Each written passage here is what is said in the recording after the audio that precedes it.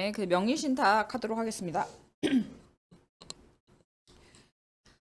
지금 부실법이 이제 제정이 돼서 명의신탁은 이제 그거에 따라서 이제 해석을 하면 됩니다. 그래서 이제 요 세 가지 유형별로 보통 이제 설명을 해주실 거예요. 그리고 특히 계약 명의신탁의 경우에는 매도인이 선의이냐 악의이냐. 근데 이제 이거를 이제 부실법과 명의신탁을 이제 같이 설명을 해야 되겠죠. 자, 부실법 전에는 뭐냐면요. 명의신탁 계약이라는 게 유효했습니다. 무슨 말이냐면은 우리가 민사 소송을 할 때 특히 이런 주장이 잘 먹힙니다. 자, 형식이냐 실질이냐 이런 거에 있어서 만약에 뭐 대표자가 실제로는 뭐 아내 이름으로 이 사람이 사업을 하고 있지만 실제로 이 남편이 모든 뭐 회사 뭐 총무도 하고 뭣도 하고 사람도 뽑고 다 했습니다라고 하면은 법원에서는 그 남편을 실제 그런 그 회사 대표, 회사 사장이라고 이렇게 인정을 해줘요. 그러니까 이거 예를 들어서 그래서 이런 명의신탁 계약에 있어서도 뭐 명의는 물론 아들로 되어 있지만 실제로는 돈은 다 제가 냈고요. 계약도 제가 했고요. 그 돈 낸 거 입금 내역 보여드릴까요? 이렇게 하면서 법원에 제출하면은 아, 그렇구나. 실제로 명의만 이렇게 되어 있지. 돈 낸 사람은 따로 있구나. 그럼 돈 낸 사람 네가 이제 소유권을 이제 가져야 된다라고 예전에 이제 판결을 했겠죠. 부실법 제정 전에는. 그런데 이제 여러 가지 문제가 생깁니다. 뭐 특히 어, 이 명의 이제 신탁하는 사람이 문제겠죠? 신탁하는 사람이 명의를 왜 자기 앞으로 안 해두고 이제 다른 사람 앞으로 해두겠어요? 보통은 뭐 사기치다가 이제 나중에 뭐 손해배상 청구 들어오고 뭐 각종 돈 내야 될 게 많은데 내 이름으로 해두면은 그거는 그 사실 부동산이라는 거는 등기 때 보면은 누가 소유자인지 알 수 있고 또 굉장히 이제 집행이 가장 용이한 그런 수단 중에 하나잖아요. 그렇기 때문에 내가 누군가한테 돈을 물려주거나 뭐 그런 리스크가 있는데 난 그걸 없애고 싶어. 그리고 내 돈을 몰래 이제 숨겨두고 싶어라고 이제 생각을 했을 때 이런 명의신탁 계약을 생각하게 되는 거죠. 그래서 예전에는 그런 신탁 계약을 유효하게 봤다. 그래서 얘네들 간에 명의신탁 계약이라는 거는 본질적으로는 돈은 내가 내는데 등기만 네 앞으로 하는 거야. 그러니까 실제 소유주는 나야. 알지? 여기 알지? 여기에 이제 뭐가 있는 거냐면요. 이 알지가 제일 중요합니다. 알지? 뭐냐면은 나중에 실제 소유자는 나야. 그러니까 등기만 네가 일단 갖고 있다가 나중에 내가 달라고 하면 그 등기 나한테 넘겨줘야 돼. 알지? 예, 알지입니다. 즉, 여기 그 명의신탁에서 가장 중요한 것은 그 수탁자가 나중에 그 신탁자가 요구했을 때 등기를 이제 다시 돌려주는 게 이 사람들 계약에서 가장 중요하겠죠. 근데 부실법 전에는 이 계약이 이제 유효하다고 봐서 나중에 이제 얘한테 돌려달라고 하면은 그래 돌려줘라고 이렇게 했다니까요. 얘가 소유자니까. 근데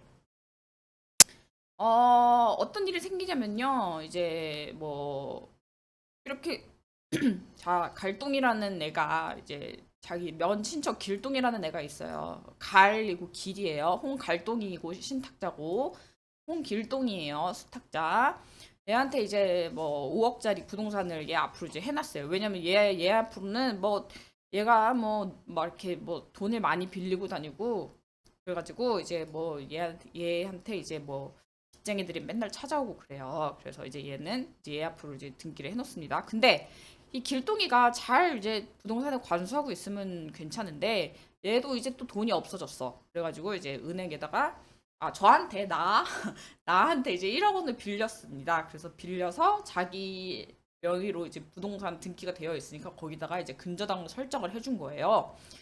그런데 만약에 명의신탁 계약이 유효하다고 하면 이 갈동이가 야 뭔 소리냐 그거 이제 저한테 주장하는 거 있죠. 저한테 야 1억 빌려준 너 있잖아 그거 그 길동이 건 줄 알았지 사실은 그거 내 거다. 그거 내가 뭐 왜 내 부동산에 그 네가 뭐 근저당을 설정하고 있는 거니? 라고 하면서 그러면은 나는 어떻게 돼야 되는 거야? 나는 어쨌든 그 등기부를 믿고 얘한테 돈을 빌려줘서 근저당 설정한 건데 나는 낙동강 오리알 뭐 어떻게 되는 거야? 이런 이제 문제들이 생겨나기도 하고 뭐 이제 그 뭐 교과서에서도 뭐 재정 취지 뭐 이런 게 있겠지만 뭐 조세 포탈 뭐 이런 문제들이 이제 많아서 부실법을 이제 제정을 해서 명의신탁은 일단 무효다라고 이제 제정이 되게 됩니다. 그러면은 자, 명의신탁 계약이 무효라는 것은 무엇인가? 명의신탁 계약이 무효다라는 것은 무엇을 의미하나요? 그래서 그 명의신탁을 보면은 그다음 부실법 이제 이후에 그 자, 일단 이렇게 봅시다. 제가 좀 컴맹이어가지고 이거를 그림 같은 것도 그려서 하는 법을 빨리 찾도록 하겠습니다. 자, 부실법 이후에는 어떻게 되냐면요. 원칙은 명의신탁 계약은 무효입니다. 그래서 그 이제 부동산 그 명의 그 그러니까 이전받은 애가 그 받은 그 등기는 무효야. 그렇기 때문에 나중에 그니까 여기서 갈동이가 길동이한테 등기 넘겨줬다고 했잖아요. 근데 옛날에는 이 길동이 등기를 유효였거든요. 왜냐면은 얘네들 간의 그 명의신탁 계약이 유효니까. 근데 얘네들 간의 그 계약이 무효니까 이 무효한 계약에 근거한 수탁자의 등기도 무효가 되는 것이지요. 그래서 여기 이렇게 써놨고요. 다만 부실법에서 이제 제3자는 당연히 보호해야죠. 왜냐면은 이 제3자는 자 여기 선악까지 보호한다고 하고 있는데 이게 무슨 말이냐면은 이거는 부실법이잖아요. 부실법. 부동산 실명제에 관한 거잖아요. 그러면은 부동산 일단 우리가 등기를 보고 여기다가 이 사람이 뭐 이런 재산, 이런 부동산이라는 재산이 있구나라고 해서 돈을 빌려주든 뭘 하든 거래를 하든 그렇게 하는 건데 등기를 어쨌든 이 제3자는 등기를 신뢰하는 사람이란 말이에요. 그러니까 수탁 이 여기서 명의신탁에서 그 보호받는 제3자는 명의신탁 그 계약에 의해서 이루어진 그 등기를 보고 거기에 관련해서 그 거래를 한 사람을 의미하는데 그럼 이 사람은 결국에는 그 명의신탁 계약에 기한 것이라고 하면은 그 이제 수탁자 명의로 된 그 등기를 받겠죠. 수탁자 명의로 그 부동산이 수탁자 겁니다라는 그 등기를 보고 아 그래? 그럼 뭐 얘가 부동산이 5억짜리가 있으니까 내가 2억 원 빌려줘도 뭐 담보로 잡으면 안전하겠다라고 해가지고 빌려줬어요 이 제3자가. 근데 알고 보니까 뭐 그런 이제 그렇게 등기까지 조사한 이런 제3자를 보호하지 않으면 안 되는 거 아니냐라는 이제 그런 것 때문에 이제 이거는 보호되는 거고 뭐 제3자 보호 규정은 많죠. 그래서 이것 또한 이제 뭐 우리가 어 제3자 보호 규정이 참 많죠. 뭐 총치기도 나오고 뭐 해제 뭐 각치기도 나오고 이렇게 나오는데 명의신탁은 이제 뭐 등기를 봤으니까 더 두텁게 보호한다 이런 취지로 이제 알아주시면 될 것 같고요. 음, 자, 그래서 이 유형별 특징 이게 나오는데 이게 이제 왜 이렇게 달라지냐면요. 이 유형을 왜 나누고 그다음에 여기 등장인물도 이제 다 다른 거 보이시죠? 이런 게 왜 다르냐면요. 이 문제 때문에 그럽니다. 자, 진짜 소유자는 돈 내네. 진짜 소유자는 갈동이에요, 갈동이. 근데 지금 얘한테 그러니까 갈동이가 이 부동산을 살려고 돈을 냈어요. 그럼 실제로는 갈동이 거 아닌가요? 라고 이제 생각을 하잖아요. 근데 이 지금 등기는 길동이한테 되어 있어요. 길동이 앞으로 되어 있고 근데 법상으로는 이 등기가 또 무효래. 그럼 이 상황에서 이 갈동이는 뭘 어떻게 해야 되는 건가요? 길동이한테 그 돈 낸 거를 청구해야 되나요? 아니면은 길동이한테 이 부동산을 달라고 해야 되나요? 라고 그런 궁금증이 생길 수가 있겠죠? 그러니까 이런 문제가 만약에 발생했을 때 아니 길동이가 뭐 알아서 잘 협조를 해주면은 사실은 그거는 상관이 없어요. 근데 길동이가 아니 나한테 등기 해줬잖아. 그럼 이거 내 거 아니야? 라고 우긴다면은 물론 돈은 지가 안 냈죠. 돈은 지가 안 냈는데 길동이가 일단 뭐 명의로 그거 내 명의로 했으니까 유효다라고 우기면은 그거는 어떻게 할 것인가? 그러면은 그 갈동이가 변호사를 찾아갔어요. 그래서 뭐 이런 제가 돈은 이거 다 냈는데요. 뭐 길동이가 뭐 자기 앞으로 뭐 지금 등기가 있어서 이걸 가지고 뭐 은행에다가 뭐 근저당 설정해서 돈 빌리려고 해요.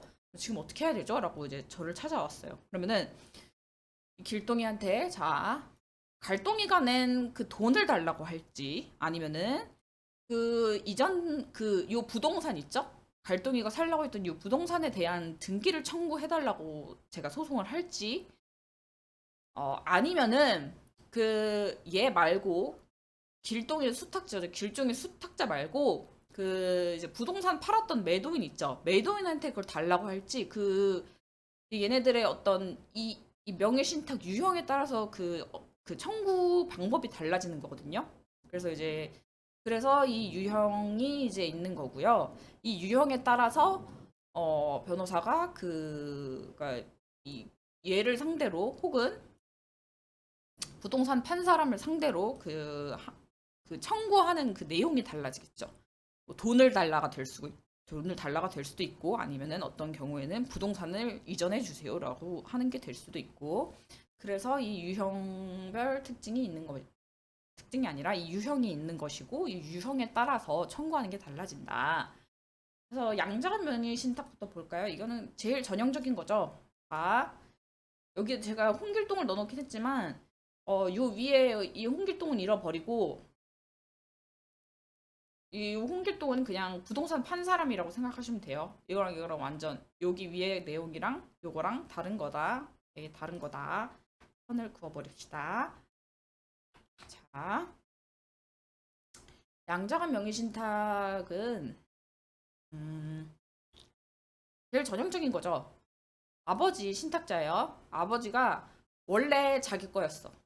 예를 들어서 뭐 증조 할아버지한테 이제 증여를 받아서 자기 이름으로 오랫동안 갖고 있다가 사업을 이제 하게 돼가지고 이제 위험이 있으니까 아들한테 아들아 좀 갖고 있어줘라고 이제 넘긴 거죠. 그런데 아들한테 넘겼는데 그러면은 일단 이렇게 등기가 넘겨졌다는 것 자체는 우리가 이렇게 판단을 하는 겁니다. 아버지와 아들 사이에 뭐 암묵적으로라도 그런 명의신탁 그런 계약이 있었다라고 우리가 이게 판단을 하는 거예요.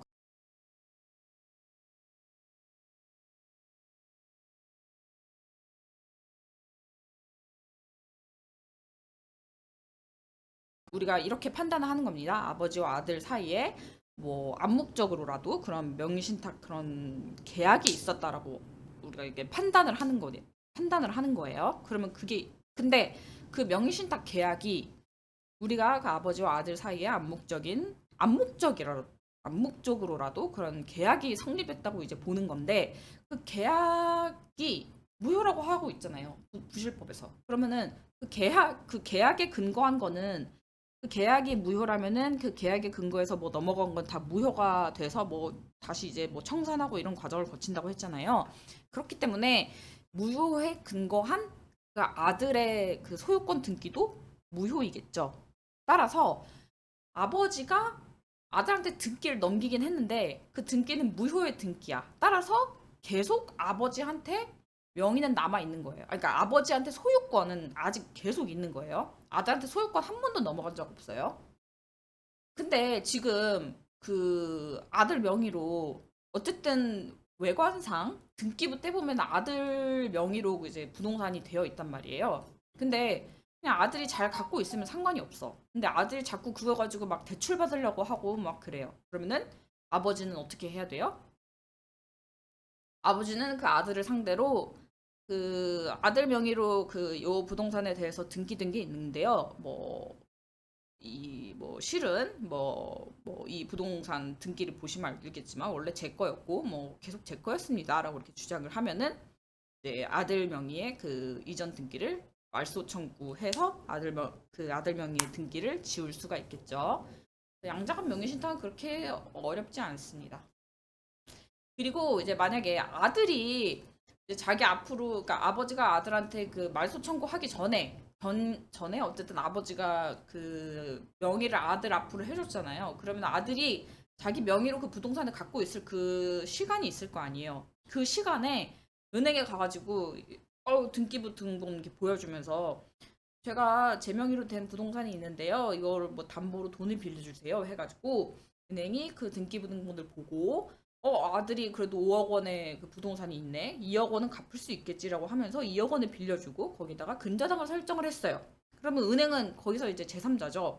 왜냐면 그 외관상 수탁자가 그 실제 소유자인 것처럼 그 이렇게 만들어진 그런 외관을 보고 은행이 이제 신뢰해서 거기에다가 이제 거래 관계를 맺은 자이잖아요. 그러면은 그 은행은 제3자로서 보호가 되고 그렇다면 그 은행 아버지가 자 아까 말씀드렸죠. 아버지한테 소유권이 있기 때문에 아버지가 아들한테 그 이전 등기 말소 청구할 수 있다고 했죠. 왜냐면은 뭐 자꾸 아들이 이제 딴짓하려고 하니까 아버지는 자기 소유권을 지켜야 되니까 근데 아들한테 청구할 수가 있는데 이 은행 제3자가 보호된다는 말은 무엇이냐면요. 아버지가 아들이 말고 이 아들이 소유자라고 믿고 이 돈을 빌려준 다음에 근저당을 설정한 은행을 상대로 나는 너랑 거래한 적이 없고 우리 아들이 너랑 거래한 것 같은데 이거는 내 소유니까 어쨌든 그 근저당 뭐 비켜라 지워라 라고 이렇게 청구를 했을 때 법원이 받아준다 안 받아준다 안 받아준다는 그 얘기입니다. 왜냐? 은행은 아들이 그 부동산에 그 기재된 거 그 등기를 보고 신뢰를 해서 그 부동산이 이제 아들 건가 보다 하고 거기다가 이제 그걸 해준 거잖아요. 돈도 빌려주고 근저당도 설정한 애기 때문에 아버지가 얘를 상대로 했을 때 얘를 상대로 뭐 근저당 말소 뭐 이런 걸 했을 때 받아주지 않는다라는 것이 제3자 은행을 이제 제3자로 본다면 제3자가 보호된다 그 말입니다. 그다음에 제3자 명의신탁은요 좀 다릅니다. 양자간 명의신탁의 경우에는 아버지가 계속 자기 땅이었어. 자기 땅이었는데 그 제3자 여기서부터는 남의 땅을 이제 사는 거예요. 남의 땅을 아버지가 이제 사서 아들 명의로 해. 근데 이거랑 이제 또 다른 점은 뭐냐면요. 아버지가 계약자가 되느냐 아니면은 아들이 계약자가 되느냐 요거에 따라서 다른 건데 일단 제3자 명의신탁을 볼게요. 이거는 원래 아버지 땅이 아니었는데 아빠가 이제 뭐 돌아다니다가 이제 공기 좋고 땅 그 뭐냐 계곡도 좋은 그런 땅을 발견했어요. 그 걔가 이제 홍길동 땅이야. 그래서 홍길동이랑 매매 계약을 했어요. 계약서에도 아빠 명의로 들어가 있고 그다음에 그 계좌 이체 은행 거래 내역을 보니까 아버지 명의의 그 통장에서 다 홍길동한테 뭐 중도금, 잔금 다 넘어간 게 보여요. 그렇지만 그 홍길동한테 말해가지고 홍길동이 그 이제 아들 명의로 등기를 이전을 해줬어요. 자, 이런 구조입니다. 그런데 그러면은 이 명의신탁은 무효라고 했죠. 명의신탁은 무효인데 요거는 이제 조금 복잡한 구조의 이제 명의신탁이잖아요. 근데 일단 아버지가 그 홍길동한테 그 땅을 사겠다라는 그 계약 자체는 이거는 무효로 할 필요가 없죠. 우리가 명의신탁 계약은 무효로 한다는 거지. 그거에 뭐 관련된 매매 계약을 다 무효로 한다는 그게 다 무효가 된다는 그런 의미는 아니잖아요. 그리고 여기서 딱히 이 홍길동과 이 아버지의 계약을 무효로 해야 될 그런 사정은 없어요. 근데 다만 이 아까 말씀드렸듯이 기본적으로 명의신탁 계약은 무효이고 따라서 거기에 맞춰진 그 수탁자의 등기도 무효라고 했잖아요. 그렇기 때문에 어떤 결론이 나오냐? 얘네들 간의 그 매매 계약은 뭐 무효로 할 그런 필요가 없다. 그래서 아직 무효이다. 근데 어쨌든 아버지가 다 돈도 내고 계약도 했는데 그 아들 이름으로 등기가 된 거는 얘네들 간에 뭔가 그 매매 그 신탁 약정이 있었던 거 아니냐. 근데 그거는 부실법에 의해서 무효라고 했잖아요. 따라서 그 무효에 기한 아들의 탁자의 등기도 무효가 되는 겁니다. 그러면은 자 그렇게 봤을 때 이 아들의 등기가 무효가 됐어요. 아, 그러니까 아들 등기는 애초부터 무효가 된 게 아니라 애초부터 무효였죠. 그러면은 아버지한테 등기가 넘어온 적이 있어요? 없어요? 없죠. 왜냐면은 아버지는 얘랑 같이 이제 그 계약을 해서 나한테 넘겨줘가 아니라 얘 아들한테 넘겨줘 이렇게 했기 때문에 아들한테 넘겨줘라고 했기 때문에 아들한테 그 등기가 넘어간 적은 있어도 아버지한테 등기가 넘어간 적은 없어요. 그러면은 자 아버지한테 등기가 넘어간 적 없고 아들 등기는 무효야.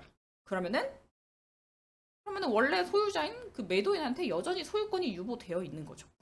매도인이 계속 보유하고 있는 거죠. 그렇기 때문에 어떤 결론이 나오냐? 아버지는 어쨌든 뭐 얘한테 돈 줬을 거 아니에요. 이미 5억 그 줬을 거 아니에요. 그러면은 이 계약은 매매 계약은 아직 유효하니까 아버지는 이 계약에 대해서 매도인 그 내가 그 매매 계약 우리 작성했고 내가 다 그 대금까지 다 줬으니까 나한테 소유권 이전 등기를 해주세요라고 할 수 있습니다. 그렇게 청구할 수 있고 그리고 추가로 여기서 또 이제 아들이 문제인 거예요. 아들이 아빠와의 그 뭐 내부적인 약속을 어기고 자꾸 이제 자기 앞으로 이제 등기가 되어 있는 것을 근거로 해서 뭐 자꾸 은행에서 돈 빌리려고 하고 막 문제야예요. 그러면은 어떻게 할 수가 있냐? 아까처럼 만약에 아들이 그 순간을 이용하여서 은행한테 돈을 빌려가지고 근저당을 빌리면은 이 아버지 입장에서는 이거 지워달라고 못한다고 그랬죠? 그러니까 근저당 그 제3자인 은행이 보호되기 때문에 근저당 그 설정 은행이 마친 근저당 설정 등기 뭐 이런 거 지워주세요라고는 주장을 못한다고 했죠. 근데 어 일단 그렇게는 못하고요. 그다음 그 은행한테 근저당 등기를 지워달라는 그런 주장을 하지 못하고요. 근데 만약에 아들이 아직 그 근저당 뭐 이런 등기를 하지는 않고 있는데 얘가 뭔가 아들이 이제 수상쩍어. 왠지 은행한테 막 달려가서 뭐 돈 빌리고 이럴 것 같아. 그래서 아버지가 이제 불안하니까 매도인한테 이제 등기를 이전받기 전에 매도인을 대위해서 얘한테 이제 아들 명의로 된 등기를 지워주세요라고 이제 대위해서 청구할 수 있는 그런 방법이 있어요. 근데 이건 조금 어렵긴 한데 어쨌든 어, 여기서 핵심 뭐냐? 아버지든 아들한테든 소유권이 한 번도 넘어온 적이 없다. 근데 아버지와 이 매도인 간의 매매 계약은 무효라 할 필요가 없으므로 아버지는 매도인한테 그 이제 대금 뭐 이런 거 다 주고 돈 다 주고 저한테 제가 뭐 실제로 계약도 했고 제가 돈도 냈고 했으니까 제가 돈을 주세요. 저한테 돈을 주세요라고 할 수 있으며 만약에 아들이 그 이제 외관상 그 자기 그 부동산에 자기 명의로 이제 등기가 되어 있으니까 그걸로 이제 뭔가를 뭐 작당을 해서 돈을 빌리려고 한다. 그렇게 한다면은 이제 아버지는 이 사람 대위 청구라고 하는 대위에서 이거 말소해달라고 할 수 있다. 이런 이제 결론이 나오는 거예요. 음. 근데 이제 만약에 아버지가 얘한테 먼저 등기를 받으면은 그러면 이제 등기를 이전 받는 순간에 우리는 이제 물권 변동이 돼서 아버지가 이제 소유권자가 되는 거잖아요. 그럼 그때 이제 아버지가 뭐 사실은 뭐 우리가 이제 명의신탁 뭐 이런 거 해가지고 아들 명의로 등기가 됐었는데요. 뭐 이런 사정이 있어서 뭐 지워주세요라고 하면은 어머니 이제 그래 아들 명의 지워라라고 하겠죠.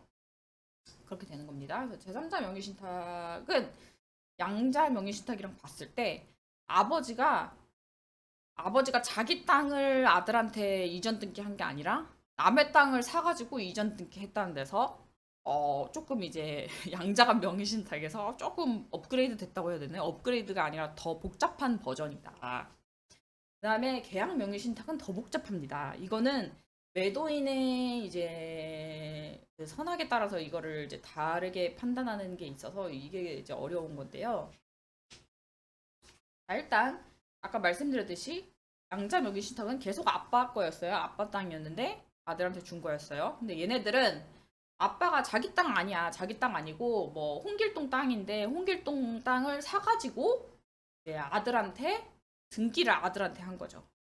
근데 이 계약 명의 신탁은 뭐냐면은 여기서는 아빠가 계약을 다 했어요. 아빠가 뭐지? 계약서도 아빠 이름으로 되어 있고, 매수인의 아버지 이렇게 되어 있단 말이에요. 아버지 되어 있고, 그 다음에 뭐, 매매 대금도 아버지 통장에서 나가고. 근데 이거는 어떤 거냐면, 계약 명의신탁은 아버지가 뒤에서 돈은 다 줘. 실제로 아버지 통장에서 아들 통장으로 5억 원이 갔어.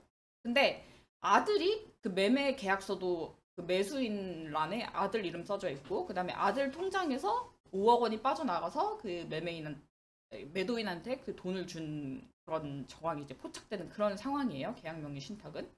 그러면은 이것과는 다르죠. 여기는 아버지가 전면으로 나타나가지고 다 계약하고 돈도 주고 한 다음에 아들만 나중에 꼽사리 껴서 등기를 이제 하는 그런 형국인데, 요거는 아들이 전면에 나서서 다 이제 계약을 주도하고 아버지가 뒷돈을 대주는 그런 형식입니다. 그러면은 이거는 이제 그래서 이 계약 뭐랄까요? 계약 그 형태를 보면요. 제3자 명의신탁에서는 이 계약은 유효하다고 했잖아요. 근데 계약 명의신탁에서는 이 계약이 매매 계약이 그러니까 유효 무효가 달라집니다. 그거는 어렵죠. 이제 어려운데 이제 자, 음, 이거는 어, 이거는 매도인과 이 수탁자가 이제 이 사람들의 어떤 매매 계약의 성질을 생각을 해보면은 조금 이제 이해가 되는 부분이 있어요. 뭐냐면은 매도인이 만약에 아들이랑 이제 계약을 하고 그렇게 해요. 근데 실제로 돈은 다 아버지 주머니에서 나오는 걸 알고 있어. 그러면은 약간 우리 민법 총칙에서 봤던 그 통정의 표시 비슷한 느낌이죠. 통정의 표시는 무효죠, 일단. 그렇기 때문에 이거는 매도인이 만약에 이 아들 명의만 외관만 아들이지 실제로는 아버지가 이제 돈 다 대주는 걸 알고 있었다고 하면은 굳이 이거를 이제 유효로 만들 그런 이유는 없는 거예요. 이건 통정 허위 표시와 비슷한 것이다라고 봐서 이제 매매 계약을 무효로 만들어 버리고 무효로 만들었으니까 뭐 얘가 뭐 이거 무효니까 이 계약의 근거에서 맞춰진 이 수탁자 등기도 무효겠죠. 그러면은 아까와 같은 논리로 한 번도 수탁자한테 그 이제 소유권이 넘어간 적이 없고 매도인이 계속 처음부터 끝까지 계속 이제 소유권을 계속 보유하고 있는 상태이죠. 그러면 이제 이런 경우에 지금 요 매매 계약이 무효잖아요. 그러면은 이제 어떻게 해야 되겠어요? 매매 계약이 무효인데 일단 나는 뭐 이 아버지죠. 이 아버지는 이 땅을 사고 싶어. 근데 이제 아들이랑 요 매수인이랑 아들이랑 매도인이랑 이 맺은 그 계약이 무효라고 해. 그러면 이제 어떻게 해야 될까요? 그냥 이런 상태에서는 간단합니다. 아버지가 그냥 매도인이랑 계약을 하는 거예요. 그리고 아버지 명의로 등기를 하면 됩니다. 그거는 이제 뭐 명의 신탁이랑 전혀 관련이 없는 거죠. 근데 이제 그 돈은 아버지 주머니에서 나오는데 그 뭔가 튀어나오는 건 다 이제 아들 이름이니까 이제 요런 거는 이제 선악에 따라서 이제 다르는 거고 그다음에 요렇게 이런 상황이 있잖아요. 요 계약명의 신탁 요런 상황이 있어서 만약에 매도인이 실제로 아들이 능력이 있어가지고 자기 그 부동산 사는구나 요렇게 알고 있었어요. 그러면은 매도인은 어떻게든 매도인 그 정상적인 거래를 한 사람이잖아요. 그래서 이 매매 계약을 굳이 무효로 만들 그런 필요가 없어요. 그래서 이거는 유효입니다. 따라서 이 유효한 매매 계약에 기하여 맞춰진 수탁자 아들의 등기도 유효입니다. 그래서 이 매매 계약에 근거한 등기도 유효하고 따라서 아들은 부동산을 취득하게 되는 겁니다. 좀 이상하죠? 왜냐면 돈은 다 아버지가 냈어요. 근데 소유권을 진짜 아들이 가져간다니까? 그게 되게 좀 찝찝하지 않아요? 그러면은 근데 만약에 뭐 아들이 이제 뭐 그래 우리 믿었던 아들 뭐 역시 효심이 강해서 우리 아버지가 그래 돈도 다 내주셨고 그랬으니까 뭐 아버지 그냥 뭐 제가 뭐 이전 등기 해드릴게요 뭐 이러면 상관이 없어요. 상관이 없는데 무슨 문제가 생기냐면 아들이 이거 뭐 제가 매매 계약 나서서 했고 제 명의로 등기로 했고 변호사한테 가서 찾아보니까 이거 등기 유효하다던데요. 이거 제 소유권 이거 부동산 제 소유권 이거 부동산 제가 소유권자인데요. 아버지한테 제가 드릴 의무 없어요. 라고 이제 반란을 일으키면 어떻게 할 것인가? 아버지는 어떻게 해야 될까요? 판례는 뭐라고 하냐면요. 어쨌든 이 상황에서 아버지가 5억을 준 건 맞아요. 아들한테 5억을 꽂아준 건 맞는데 아버지는 얻은 게 하나도 없잖아요. 아들만 이득을 얻었어요. 부동산을 갖는 그런 이득을 얻었잖아요. 그럼 그런 경우에 아버지가 자기의 아버지는 손해가 났죠. 5억 원의 손해가 났고, 아들은 부동산을 얻는 그런 이득을 봤으니까, 아버지가 아들한테 어, 뭐냐. 아버지가 아들한테 부당이득 반환을 청구할 수 있다. 그러면 그거는 뭐냐? 부당이득 반환 청구는 5억을 달라고 해야 되는 거죠. 이 부동산을 달라고 할 수 없어요. 부동산을 부당이득 반환 청구로 부동산을 받을게요라고 누군가가 주장을 했었나 봐요. 근데 판례는 그 부동산을 받을 수 없다고 했어요. 왜냐면은 보세요. 여기 아까 말씀드렸죠? 얘네들 매도인이 선의일 때 이 사람들 계약 유효하고 그다음에 수탁자가 이 등기도 유효해서 수탁자가 소유권자라고 얘기를 했잖아요. 그럼 소유권자인데 왜 이 부동산의 소유권자가 이 부동산을 주게 되면은 이거는 뭐랄까요? 이 부실법의 어떤 그 취지를 벗어난다는 거죠. 라고 해서 아버지는 아들한테 꽂아준 5억 원만 청구할 수 있고 그 부동산 그 자체를 나한테 등기 이전해줘. 이거는 이제 안 된다고 하는 게 판례입니다. 그래서 이거는 유명하죠. 그래서 이렇게 명의신탁에 대해서 알아봤고요. 어, 이게 세 개로 나누고 그 다음에 여기서 이제 어떤 유형이라든지 아니면은 어, 또 여기 계약명의 신탁 같은 경우에는 이제 매도인의 선의악에 따라서 이게 또 다르게 되는데 그 이유가 무엇일까?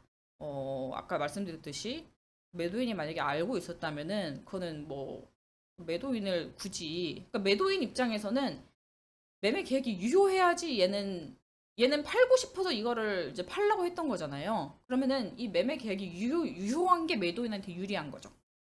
근데 매도인이 정상적으로 나는 아들이 진짜로 돈 내는 줄 알고 그렇게 매매 계약을 했는데 알고 보니까 아버지래. 그렇다고 해서 이 매매 계약을 무효로 해버리면은 이 매도인 입장에서는 마른 하늘에 그 날벼락 그 아니겠어요? 그죠?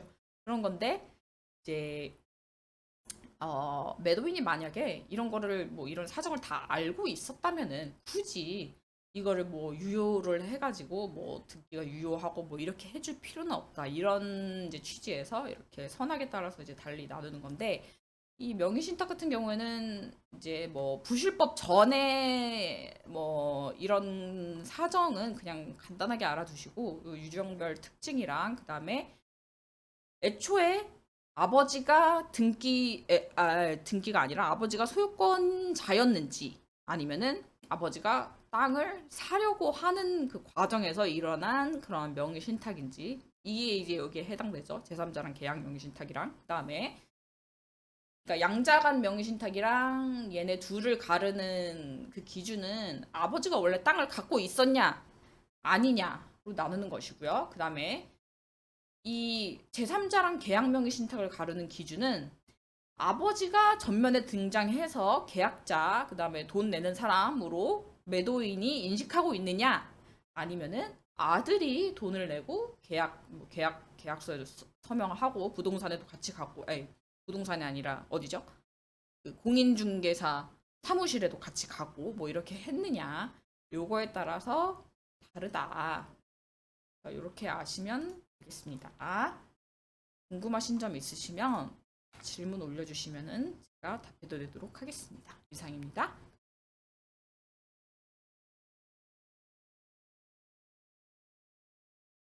이상입니다.